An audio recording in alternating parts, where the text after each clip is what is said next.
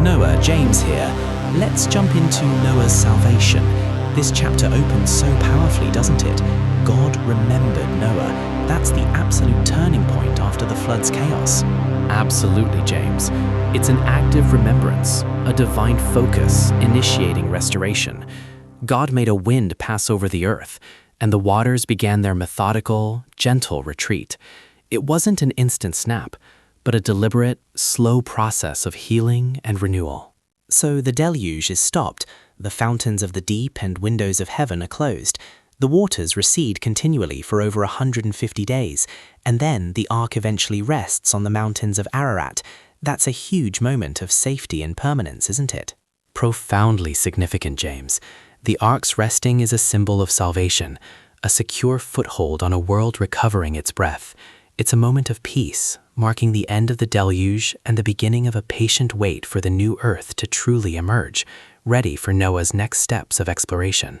And then we get to Noah's almost scientific approach, don't we? After 40 days, he opens the window. He sends out a raven first. What's the significance there? Because that raven just keeps going to and fro. It's not a success story, is it?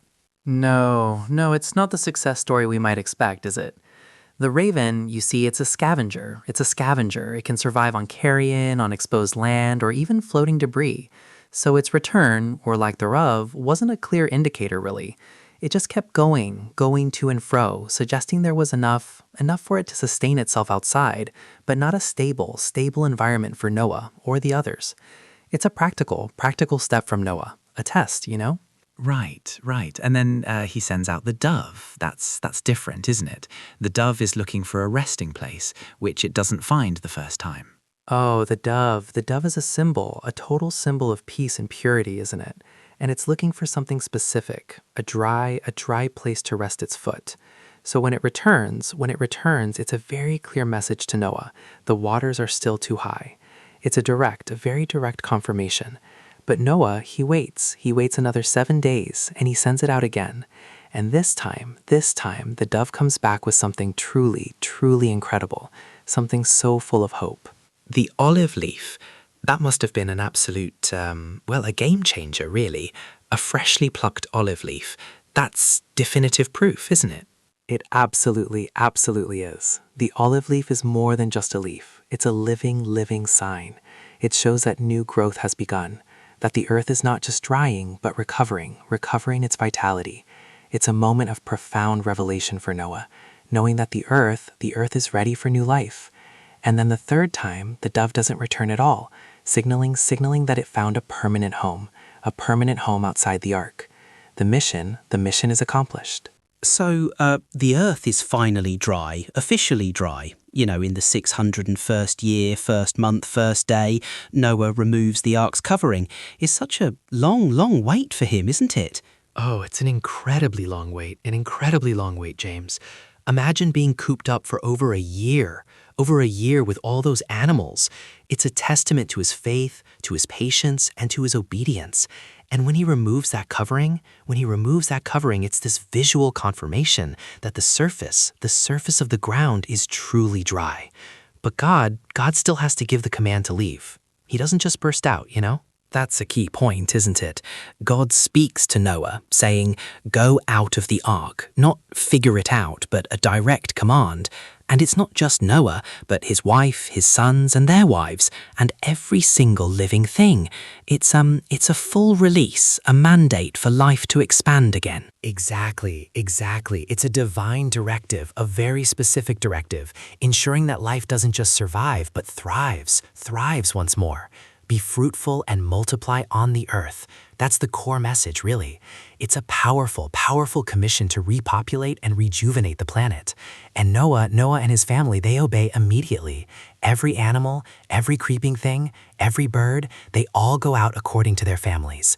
It's a beautiful picture of order and new beginnings. So they've been saved, they're out, and the first thing Noah does is build an altar. That seems like a really significant act, doesn't it? Oh, it's profoundly significant, James, profoundly significant. It's the very first act recorded after leaving the ark, demonstrating Noah's deep gratitude, his deep reverence, and his worship. He builds an altar to the Lord and offers burnt offerings from every clean animal and bird. It's a spontaneous act of thanksgiving, recognizing God's deliverance and provision. It sets the tone for humanity's relationship with God going forward, really. A relationship built on worship and acknowledgement. And then God smells that soothing aroma. That's such a poetic phrase, isn't it? And in response, he makes this incredible promise, this covenant, not to curse the ground again or destroy every living thing, even though man's heart is evil from his youth. It truly is. It truly is a poetic and profound moment. The soothing aroma isn't just about the physical smell. It represents the acceptance of Noah's offering, the acceptance of his heart, And God's response is this immense grace. He acknowledges the human condition, the evil imagination, but he chooses to establish a new covenant based on his own enduring faithfulness, not on humanity's deservingness. It's a total unilateral promise from God, a promise to never again bring such a destructive flood upon the earth. It's incredible. It's a foundational promise, really, for everything that follows. And then he lists out all these things: seed time and harvest, cold and heat, winter and summer, day and night. They shall not cease. That's reassuring stability after all that chaos, isn't it? Absolutely. It's a divine guarantee of cosmic order, of environmental stability. After the world was completely overturned, God promises that the fundamental cycles of nature will continue. It's a promise of predictability, of rhythm, that allows life to flourish and for humanity to plan, to sow, to reap. It underscores God's commitment to sustaining creation, despite humanity's flaws. It's a bedrock, a total bedrock promise for all generations, really. A promise that we still rely on today, every single day. So, even in a world that, could have just been washed away again, there's this underlying assurance that things will continue. That's a huge takeaway, right? It's a massive takeaway, James. A truly massive takeaway. And then, as we transition into chapter 9, God blesses Noah and his sons, and he reiterates the command: be fruitful and multiply and fill the earth. It's a fresh start, a very fresh start, with renewed purpose. But it comes with new mandates, new responsibilities too. Yeah, like the fear of man on every beast and bird and dominion over them. And then something new: every moving thing that lives shall be food for them. That's a significant shift from just green herbs, isn't it? It's a really huge shift. Before the flood, humanity's diet was strictly vegetarian. Now God explicitly permits the consumption of meat. It reflects a changed world, perhaps a more challenging one, where humanity needs more sustenance, But it comes with a very critical caveat. You shall not eat flesh with its life, that is, its blood.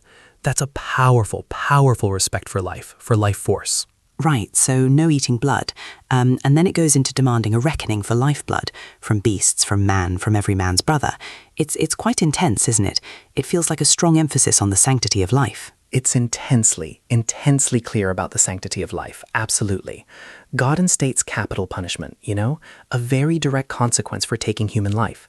It's a very serious declaration that human life is sacred, because humans are made in God's image. This isn't just a rule. It's a really profound statement about human value and the seriousness of violence. It establishes a moral framework for human society post-flood, a framework that protects life and demands justice for its violation. It's a foundational principle, really, for justice. So Noah, James here, what are the big takeaways for us today? Practical applications for modern life? God remembered Noah reminds us of his faithfulness. When life feels chaotic, trust you're not forgotten. It encourages patience, just as Noah waited. A profound lesson. The dove, the olive leaf, new beginnings unfold slowly. What about our responsibility to Earth and humanity? We look for olive leaves of progress. Environmental stewardship is crucial.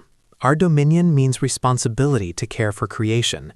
The sanctity of human life from Genesis 9 remains paramount, calling us to justice and protecting the vulnerable. Timeless principles, Noah. As we conclude, if you're getting value from these 5-minute Bible lessons, like this video, Leave a comment with what stood out to you and subscribe so you don't miss future chapters as we walk through the Bible together.